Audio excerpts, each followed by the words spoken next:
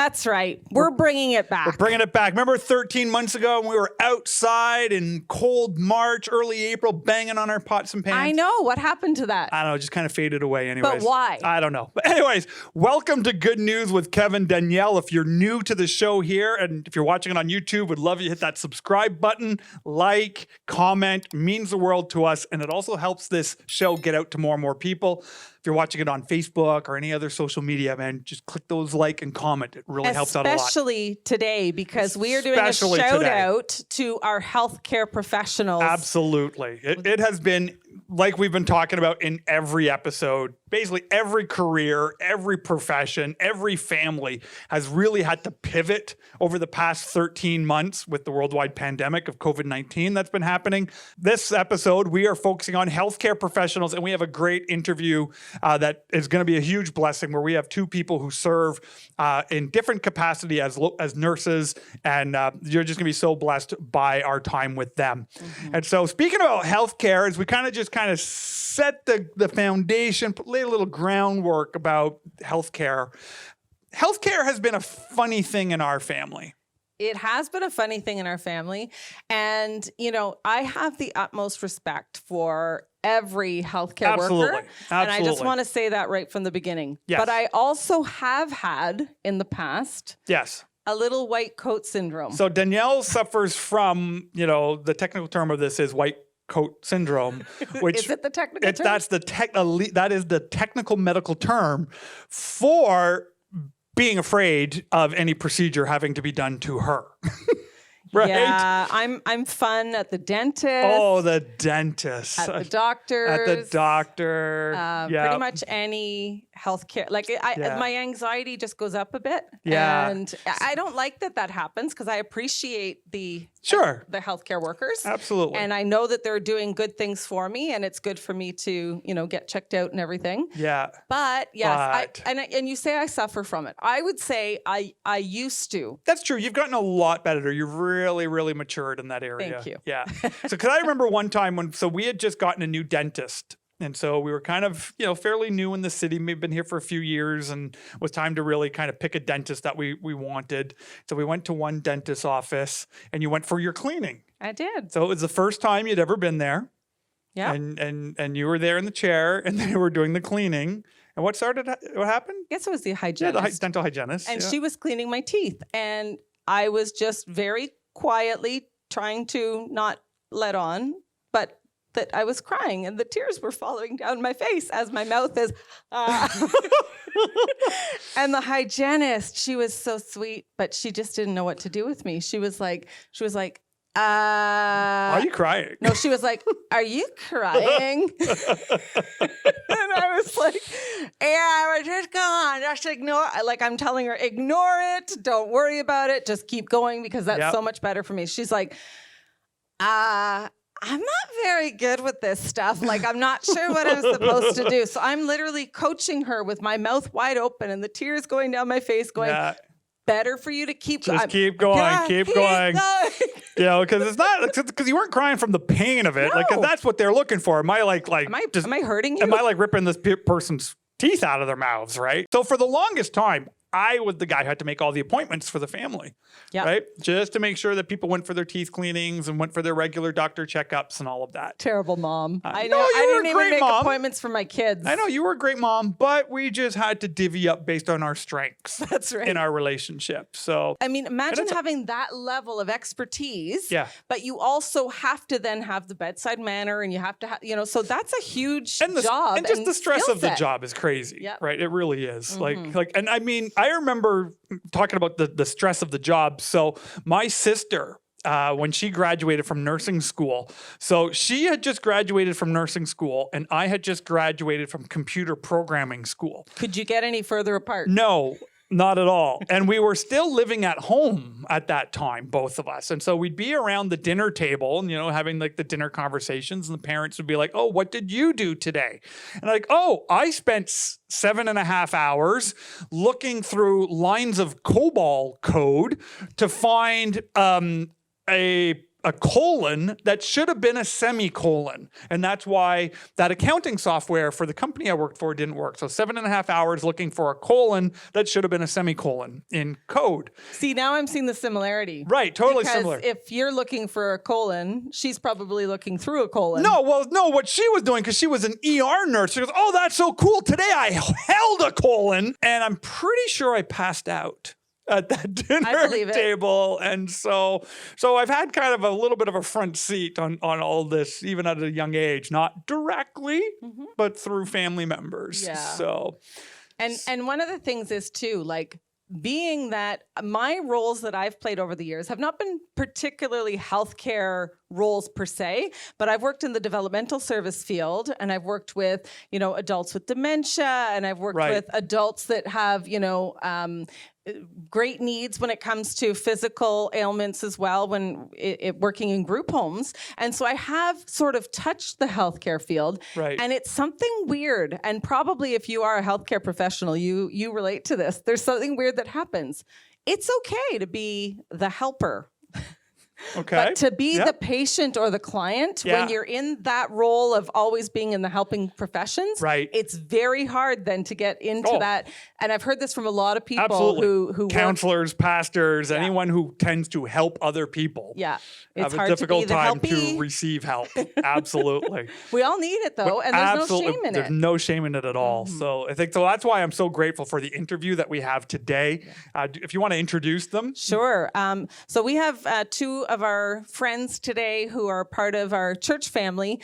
They're actually nurses in a couple of different environments. So we have an ER nurse today, Jessica, that's going to be joining us, and we have a community nurse, Goretti, who's going to be joining us.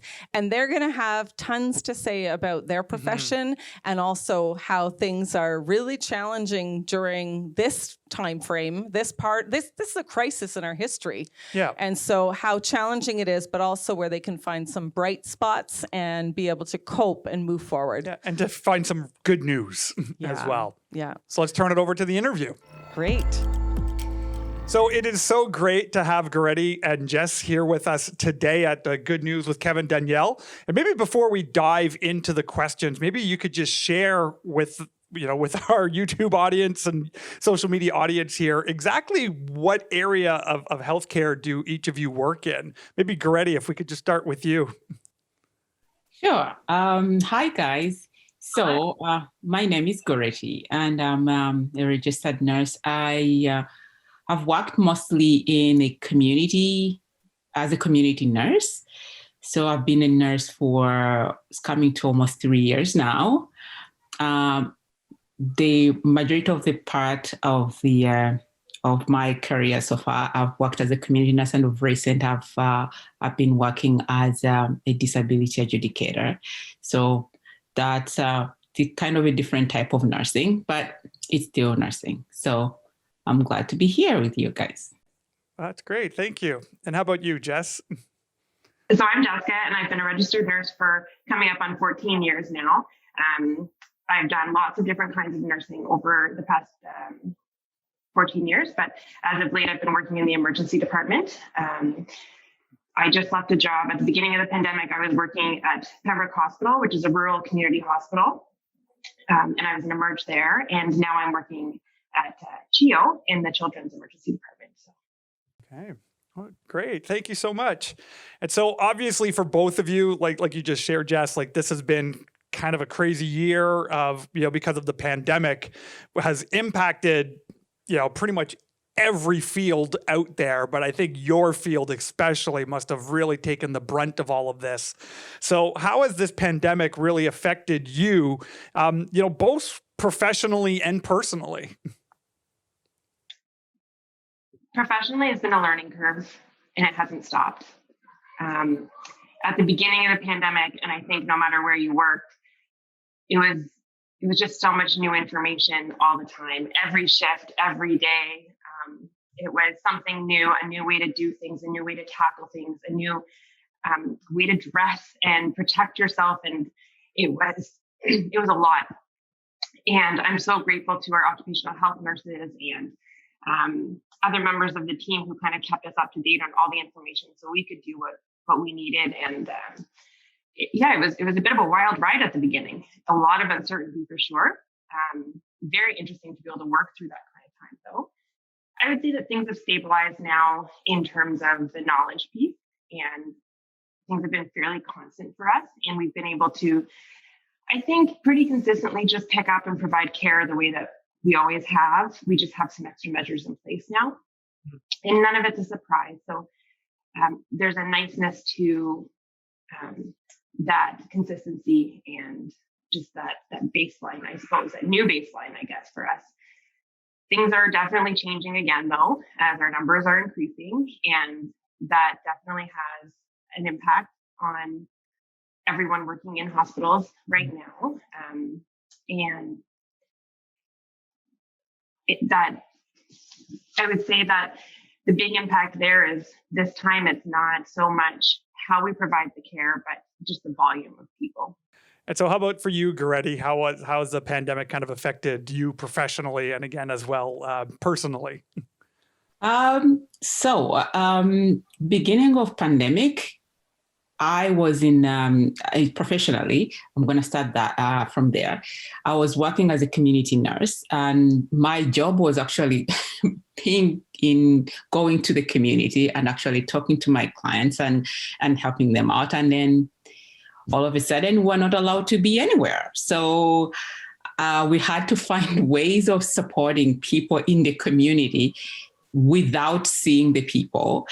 And the majority of the people I was working with at the time, technology was not something that they have been using.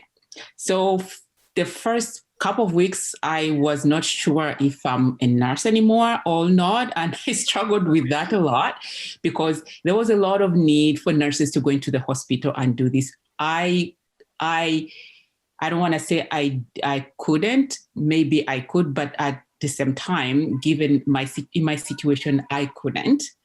And I struggled with that a lot, feeling like I was letting my colleagues down because I was not there, or I was not participating, or I was not working in a hospital and doing something that I pledged to do and be there. So I struggled with that for a while. Eventually, I had to talk to another nurse and I said, listen, I'm struggling with this. I can't leave home. I have a child. I'm a single mom. I don't have anybody to stay with him. School is closed. Daycare is closed. And I feel like I should be doing something, but I don't know what. And he said, you know what? You are doing what you can do at this point, and that's what's important. Mm-hmm. So eventually we started this, they developed this program where I could actually talk to my clients on Zoom. That was, that was interesting because probably 78% of the clients were Arabic. Okay. So they understand Arabic and some Somali, some other language. So we had to collaborate to find people to interpret and then teach them how to get on Zoom and how to stay on Zoom. And also appreciate that they're doing this with their families in their homes, with their kids, no longer outside. And to also find a way to support them in this kind of confusing time. So we had to put on new lenses, and it was really a steep learning curve, but it was actually really good that the turn up actually went up, because then they started calling in other friends who would not have been able to actually come into our drop-ins before. So that was really a good thing. And it made me feel like, okay, now I can reach more people and actually I can help more people. And it was easy for them to say, okay, this is what is happening, and for us to communicate easily. Personally, this actually, like Jace has said, has been a blessing in so many ways. And again, at first I was kind of didn't want to say that because I was feeling guilty. I'm just like, there's so much going on and people are struggling. How can I say this without feeling that I am, is it even right? And then I thought to myself and I said, you know what, we can't only, like you, Pastor Kevin said this morning, you saw my point, that we can't only talk about the negative. Praising God and actually acknowledging the good things we've actually seen in these days is as important, because we are still giving glory back to God. And I'm saying that because for the longest time, I had never been able to actually develop a routine Bible study and spend time. And when this with God, and when this COVID thing happened, I had time. So I had no excuse. And I'm like, okay, there is time. There is time. And so I actually I made a cautious decision to actually take this and make it a habit and take the time to do that. And I'm so happy that I actually managed to do that. And obviously, I used to do it before. I'll do it 2 weeks and then go for a month, do it 3 weeks and then go for 2 months. But because now there was time and it was consistently there, I was actually able to consistently do that. Right. And that has been the biggest thing. And the time to spend with my son has been a blessing, because I'm thinking that had I been working in a hospital environment, I don't know how I would have done it.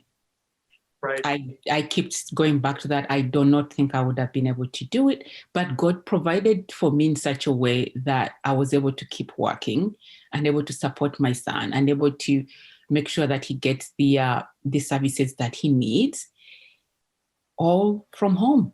And that is a miracle to me. Yeah. Yeah. That's wonderful. fantastic. Yeah, these are great stories. And it really helps to put a kind of point on that it is possible to be resilient even in the most difficult of circumstances. And so it sounds like you guys are finding some of those, silver lining bits that are out there, even in a really challenging time. But my question to you is, and I'll put this to you, Jess, while you're in hospital, you're probably, elbow to elbow with many, many people, not just in the nursing field, but all over the healthcare field. So my question is, how are you and your colleagues doing for real? Really, how are you doing? And how are your colleagues? That's a loaded question. I think right now, I think if you asked me this 2 weeks ago, I would say we've hit a nice group. We've hit a good pace. We know what we're doing. We know how to respond. But today things are changing and changing fast. Patients from Toronto are being flown into Ottawa to be cared for in our ICU departments. Wow. The CHEO is a pediatric hospital here in town, and they're opening up, I think as of tomorrow, I heard, adult beds. And so we have to cross-train nurses to work with adults in a children's hospital, which I think just demonstrates some of the severity of the problem. But as for my peers and I, that's intimidating. Nursing is wonderful for so many reasons. You can work in so many different areas, but to be called outside of your specialty can be rather intimidating. And I think that's what's being asked of a lot of us right now, to step up and to kind of try new things, because people are burnt out, and nurses do have to go on sick leave and they do get unwell, and same with the other professions. And so we really have to work as a team right now. And further to that, we, as Goretti said, we have childcare issues too. It's not always easy. And I think that's sort of one of the big pieces right now is in a female dominated profession whose children are largely home now, trying to make all those pieces fit and work can be very stressful and challenging. So I think that people are definitely, or my colleagues, myself, I think we're all feeling, I don't want to say the burden of this, but the weight of it and the responsibility. Right. Thanks for sharing that. And what would you say are the greatest needs that you or other healthcare workers around you face at this time?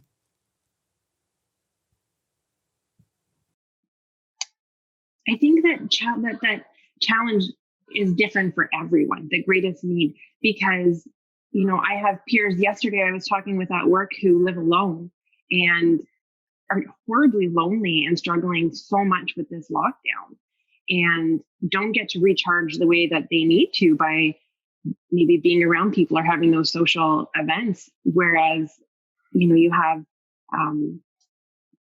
other people who have children at home and are trying to figure out, how am I going to homeschool after my night shift and be a competent, kind adult to the people around me. Right. So I think that the needs do change depending on what your situation is. And so that one's kind of hard to narrow down, unfortunately, but. That's okay. Maybe we can get your perspective on that one as well, Goretti. So the needs that, healthcare workers, nurses, people that you are rubbing shoulders with, what would you say are the greatest needs right now? I just probably the same thing that Jessica said. Probably what I'm doing mostly is prayers, because much as most nurses may not necessarily be sick physically, the responsibility, carrying that responsibility of people's lives in your hands is really big. Right. Every time you go in the hospital, the time I spent a few months, actually, it were not even months, maybe weeks that I ever working in a hospital, and they give you a number of people that you are responsible for. You are in charge of these people's lives. They're depending on you. Of course, you have a team, but there is this responsibility. There is a pledge that you make. There is this responsibility that you are in charge of these people. And even when you go home, there is a connection that as a person you make with these people, and you still care for them. Are they going to be okay? Did I do the right thing? Did I do enough? And in a situation like this, what is enough? Right. And where I can empathize with the nurses that are working in a hospital, where before you could say, well, the moms or the dads or the support people could come in and be with their loved ones. Now they can't even do that. So people are entirely relying on a nurse. The doctors come in, they do their part, but the nurse is the one who is at the bedside to I don't know how many hours. So I have not worked there. I can just imagine how much that they have to take home. Even when you go home, I don't know how Jessica, you do it, where you can actually go home. How do you get it away? How do you get away? And do you really do that anyway?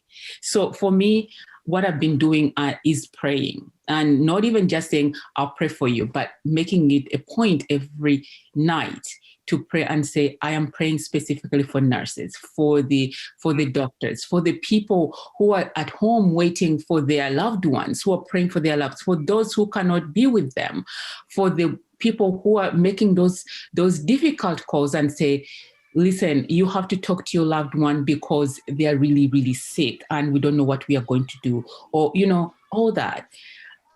And I think that's the biggest thing you can do, because otherwise you can't even go there and be physically present. Great. Thanks for adding to that. Yeah. Well, and I think that's actually some great kind of advice to the community, especially the faith community. Like, how can we be coming alongside, people who are working in healthcare, right now, is really that praying for them and really making that a regular part of our prayer time and just kind of lifting people up and supporting them, because it really helps us to focus on other people and what they're carrying right now. So we really appreciate that advice and that sentiment. So maybe we could just kind of ask, ask both of you. So you're working in kind of, a pretty big lift, in both of your fields. How are you juggling it? I think maybe, it's awesome that you have a whole bunch of kids behind you right now, Jess. I love it. It's amazing. So perfect question at this time. Yeah. So Jess, how are you juggling this? Juggling all of this? I don't know.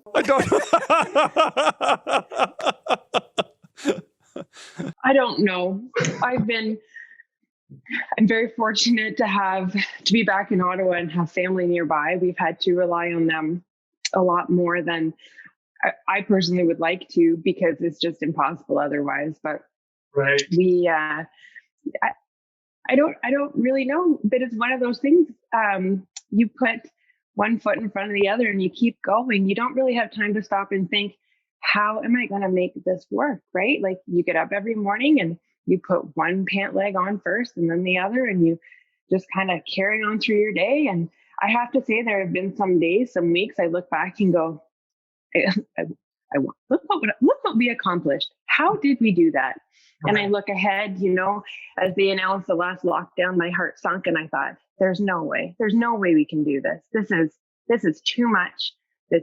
We have way too many things going on, way too many moving pieces. This is going to be impossible. And I've been reminded on several occasions that nothing is impossible. Right. And we have gotten through the last few lockdowns and we have gotten through the last 13 months. And they haven't been easy, but they've stretched us and they've grown us and we've learned new coping skills. And maybe some of my standards have dropped and maybe that's a good thing, but right. Who knows? But as I've been reflecting and thinking about how we're going to move forward over the next few weeks, I have to say I've been very encouraged and reminded frequently that nothing is too big. And we can do this. So what would be the best words of advice or encouragement you can share with others over this 1 year journey of being in the pandemic? Over a year now. Best words of encouragement or advice that you have. Goretti, why don't we start with you? Best word of advice. After Jessica has talked about how we survive, I'm trying to come up with the best words of advice. The biggest one would be to breathe. Breathe. When I look back, I think from the beginning of the pandemic, people have gone through a lot of different emotions, frustration, anger, annoyance, and confusion, a lot of things. People have had a lot of struggle with mental health issues, isolation, loneliness. There are things that sometimes you would not really know or notice when you are in the business of getting out of the house and coming back. And because you're home, everything kind of bubbled up onto the top. And all of a sudden you're faced with things which you normally would not face or probably kind of avoid. And now they're here and you're just like, and you're kind of trying to swim and trying to figure out and trying to be perfect and trying to, again, as parents, you're trying to homeschool, Zoom and be perfect with, and then, you're like, I don't understand how teachers do this. How do you not understand 2 + 1? But I have to go on the Zoom call and then I have to do this. And when you're working from home, how much work are you supposed to do? When are you supposed to take a break? Is the break 20 minutes or 1 hour because you have to cook food? So it's just been a lot. And for me was to breathe, to actually let myself breathe and be like, okay, stop, just stop, breathe. Everything is okay, and we'll get through this. And to know that as followers of Christ, that he's bigger than this thing. He's way bigger. It says in the Bible that he's behind us in Psalm 139. He's behind us and in front of us and around us. And to trust that, to really, really, really, really trust that. We should do that collectively. Let's just take a breath. That's right. Exactly. And we're done the show for today. No, that was really good advice. Really good advice. Oh, that was so great to have Jess and Goretti and to hear the kind of real stories of what's going on, but at the same time, how they've been able to cope and find resilience and have hope moving forward. That's so good. My hat goes off to them and everybody that's working in healthcare right now. Absolutely. Yeah. It's just, so amazing and so great to hear their stories. Yeah. So we're in our final segment right now. And what we've been doing, for the last few episodes, is we kind of spin this big wheel and there's some random videos that we haven't seen before and we comment on them and hopefully have a good laugh. But not this time. Not this time. We're cheating this time because we've already seen this video and this video is hilarious. This is like Danielle's new favorite YouTube channel. Yeah. It's like your favorite. So what's the name? I don't even know the name of the family. It's the Holderness family. The Holderness family. So they basically just make YouTube parody videos as a career now, and they are hilarious. And so they've got one called It's Vaccination Day. And we just thought it was funny because we actually got our first vaccine done for the COVID-19 vaccine. We're so grateful for Ottawa Public Health, who actually opened up the vaccines available for faith leaders in our city here, and the recognition that the faith community plays in providing care for people. We so appreciate that decision. And so we got our first vaccine, and so we stumbled on this video about the same time. But like a day before we stumbled on this video, and just when we were going to get our vaccination, my daughter Samantha was saying to us, I'm so excited for you. This is fantastic. Aren't you excited? It's like a momentous occasion. And we're like, and I'm like, okay, yes. Okay, sure. Yes, yeah. I'm doing my part, going to get my vaccine. So she was really elated. And as you watch this video, you'll see other people are too. That's right. So let's give this a watch. It's vaccination day. It's vaccination day. The guy's so excited. Appointments are open. I'm group 4. I don't have to stay here anymore. I'm sick of eating takeout on these planes. Actually, I've enjoyed our Friday night takeout. We do Friday night. It's good. Yeah. But I just checked on CVS. That's the American pharmacy chain that we don't have here in Canada. Yeah. I'll see actual real so life funny. people. Actual real life people. I might even get to go see again. You must be a Not for a sports while. guy. Yeah, exactly. Are they letting people into sports? Oh, good stuff. I love the dancing. Oh, this is the... Love you, but for the first time. He's leaving her? What? No, it's good to see some other people. Yes. Sports by myself. Because you don't like sports, you know. I could go to a bar with buddies. You're the best. I don't have to live in fear. I love that he's like, you're the best. You're the best. I Don't know. worry. Well, because look at the T-shirt, right? The T-shirt says ADHD is awesome, right? So he's like just like dying to get out. Oh, listen to this. This is so good. Cracking up. Tired now that we've been in closer space. I gotta get on a plane now. Bye. I'll sit in a seat. I love that. It's like, I love how close we're getting. I gotta get on a plane now. Goodbye. To an indoor play. An indoor place. Oh my gosh, look at it. Knees up. Bar, my brand new vaccination card. This vaccination card. Yeah, I know it'll take like 6 weeks until I am totally immune. But I am getting Oh my out god, of the guy cracks me up. That cartwheel, props. Nice job. I'm not doing one for the next video. It's not happening. But now, see, that part gets me a little choked up. Yeah. So, because we haven't, I haven't seen my parents, and Right. yeah. Oh, my fear of death is gone. Well, because he has asthma, right? And so he's in that category of people with the health concerns, right? They don't just get a little bit of a flu; they a lot of damage. Yeah. Okay, now this part is me. Don't let them in. Don't let them in. Don't let them see it. She actually didn't mind this quarantine. I actually didn't mind this I quarantine. don't see like the introverts of the world. We're kind of like, this ain't so bad.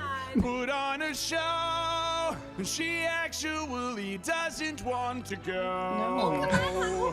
It's so But she can't always be good. here. She can't always be here. She cannot live in fear. She cannot live in fear. It's true. You gotta get out. Actually put on a Brazil. Brazil. For the first time in Oh, it's so awesome. As a lover of musicals, this is so well Oh, done. and we're like a big Disney family too. So Frozen like was a big hit in our family. Yeah. So these guys are so good. And he's got a great voice. He does actually. He's got some. Yeah, he's definitely talented. For the first time in forever. Aw. It's just, it brings hope, doesn't it? It does. It's I just so cute and fuzzy and I mean, the warm. vaccine And doesn't bring hope, but like the idea of, okay, things could like, get hey, we're getting. better. We're almost there, right? We're almost there. Oh, that was so good. You're in the middle of a sermon series. What's the series you're in? So we started a brand new sermon series. I can't remember if I've called it Convergence or if I've called it Let Your Light Shine. Depends on what graphic comes up on the screen. I think it's Convergence. So it's kind of both. And so we're calling it both. It's Let Your Light Shine Convergence. And what we're doing is we're looking at spiritual gifts and spiritual disciplines and how they build up the church so that we can actually be more of a blessing in the world. Because the words of Jesus are, it's more blessed to give than to receive. And the Christian faith was never to be about what we get from it. I mean, apart from our relationship with God. Great. Right? And so how can the church be more and more and more of a blessing in our community and in our world? And if there's viewers that aren't a part of the church, how can they see that? You can check it out on our website, live.greenbelt.church. You can see all of our music, see our services that are put on. We run it every 2 hours, 7 days a week. Great. Hope to see you there. Hope to see you there. So until the next episode of Good News with Kev and Danielle, we hope we'll see you back here on our channel. And if you like the channel, man, please hit the subscribe button, share it, hit the like, comment. The more people interact with these videos, it helps more and more people find it. So please, please, please, it would really mean the world to us if you could share it. And yeah. And this is a great episode to do that. Because Absolutely. we just want to take our hats off to nurses and all the healthcare professionals out there. And we just bless you and we are praying for you and we are there for you. And we thank you so much for all you do. Absolutely. So until the next video, God bless you.